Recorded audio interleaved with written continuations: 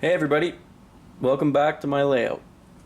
This will be a layout update for October 2020.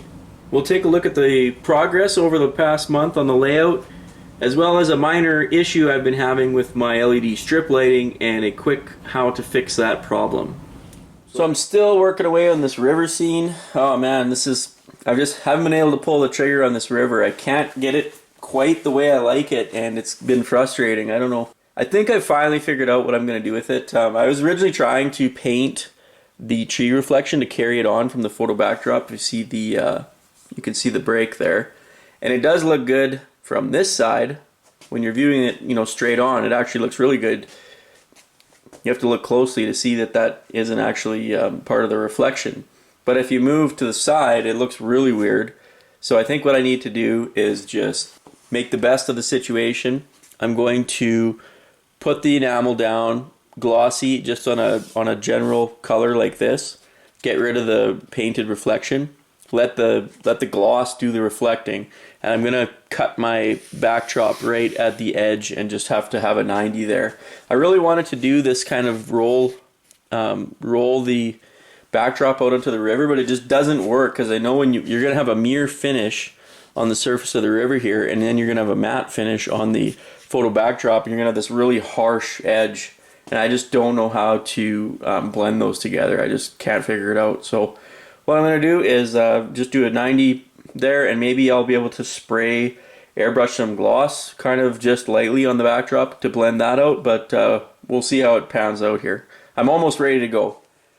So you can see I've got the concrete abutments are all done, the bridge approaches. I weathered them a little bit with chalks and black wash. So that's all ready to go. The bridge fits in there nice. So just like the real CPR girder bridges of this style, they've got a concrete, these angled 45s leading up to the girder portion of it. So I modeled those to the best of my ability out of 1/8 hardboard. And then they're just airbrushed gray and then weathered with chalks. There's a little closer of the detail of the cement abutments. So it's actually quite a bit of work doing all these, getting the angles right, referencing photos, trying to make them look good. So each pier has 5 pieces, so there's 10 of these to build in total. You can see I went ahead and filled in the backs of these abutments. There's actually quite a bit of dirt had to go in here to fill in those holes I made in the foam. So that's all ready to get secured down, and I'll do the static grass at the same time. So that's where I'm at with the river scene. Just got to dive in and pour that enamel, and I'll be able to go ahead, install the bridge, get the main line back together, and start running trains again. So down here a little bit east of the river scene there, we got the station platform. So I did finally get a hold of some of this, I think it's balsa, and these are 36-inch strips. So this is what I needed to build this piece here that goes all the way to the operator's table here, which is kind of like a little half octagon that sticks out of the station. So I'm going to continue on building the bottom frame of the station. Don't really know what I'm doing, just trying to get the general shape done, and then I'll kind of work on the roof and everything else as it comes. This stuff is like so soft, this wood. It's incredible. Like, you look at this stuff wrong and you dent it. You can't even mark it with a pencil. The pencil goes into it. It's that soft. So we'll see how well it stands up. I plan on just photoshopping the whole station wall, especially the trackside station wall, the doors, the windows, everything. It's just too much work to try and cut out. Like, this wall alone, it's got like 50 windows on it. So I'm not going to bother trying to cut windows out, spend all this time when you're already starting with a material that's too thick for an HO scale wall. So that's my plan. We'll see what happens. But yeah, some Photoshop is gonna be in my future, and trying to stitch together some photos that will be long enough. This piece here is about 72 centimeters, I think.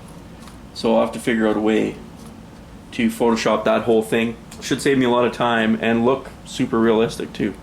So I had one little minor layout maintenance item that had been bugging me for a while. I had a couple of these sections of strip lights that were out. One of them was out altogether, about 5 feet, and another section, half the string was out, so it was only showing the yellowish lights. So just annoying, and I had been leaving it, and finally decided to do something about it. So This is a common problem that's happened with these strip lights that I used. So these strip lights come in a reel like this in 10-meter long sections.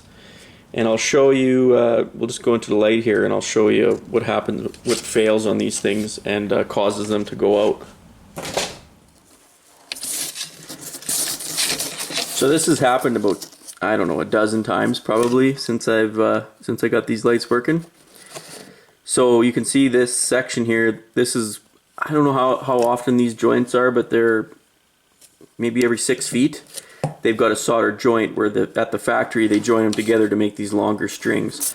And what I've found happening is these things actually heat up quite a bit, these strip lights, and that constant cycling of them heating and cooling probably puts a lot of stress on these solders. And I've had all 3 crack and pull apart. I've had just 1 crack and pull apart. That's when you'll get kind of the weird colors where only half of them goes out. You can see this is a blue one here and that's a yellow one, and they alternate.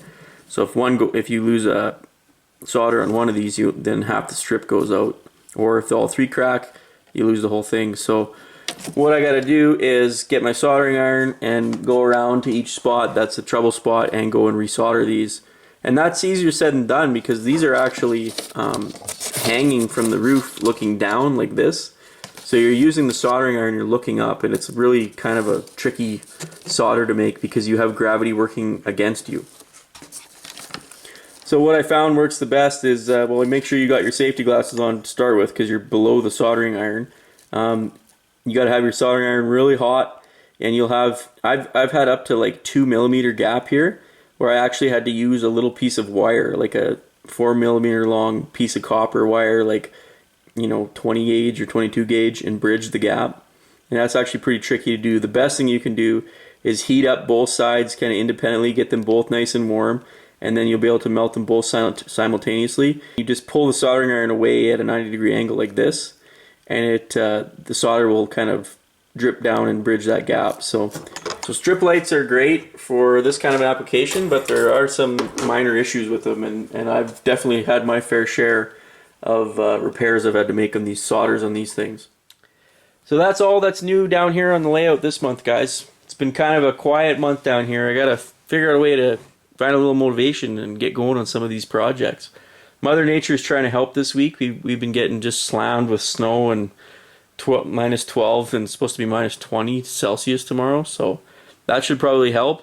If you're wondering what's going on here, I got the layouts doubling up as a greenhouse over this winter. We had these nice planters and I just didn't want, they were outside on our rain barrels and I didn't want to let them freeze over the winter, so they're going to spend the winter down here with me, and I'll put them back out next spring.